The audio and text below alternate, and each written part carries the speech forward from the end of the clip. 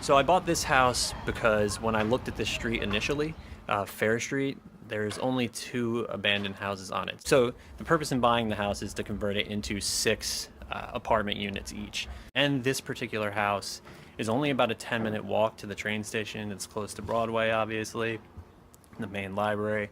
So I'm hoping that given time, this area will improve and become a lot nicer than it is now.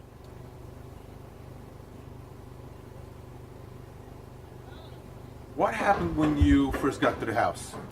So I was going through the house, filming the entire thing floor by floor so that I knew what it looked like and so I could get a rough estimate in my own mind just of the level of work that would have to be done. And I came in through the basement, and as I made my way, up each additional floor, I noticed there was a lot of blankets and drug paraphernalia and stuff like that. And when I got to the top floor, there was actually someone up there shooting up, which was obviously very awkward. And he confronted me for filming and was very upset. And I immediately just ran out of here. But I knew at that moment that there were obviously a lot of people who were either living in here or who were just using it as a drug house.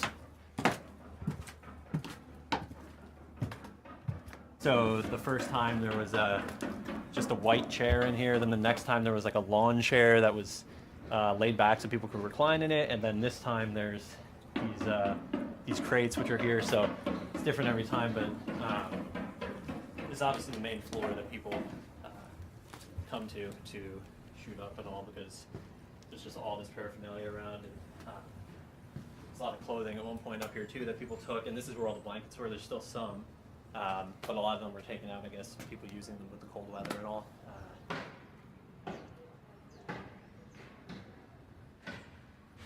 Structurally, the house is sound, but as you can see, it's been basically gutted. Other than that, there's a few of the original elements towards the front of the house. In here, there's really not too much left. So basically, the only floor that we can really keep most of what's in here is just the front of the first, and everything else is basically going to have to be completely rebuilt. Yeah, it's definitely quite the project, but I'm hoping that everything turns out the way that I want, and if it does, I think people coming down this street will see, this is what Auburn and Fair Street can be, and it's improved so much even over the span of 6 months or a year.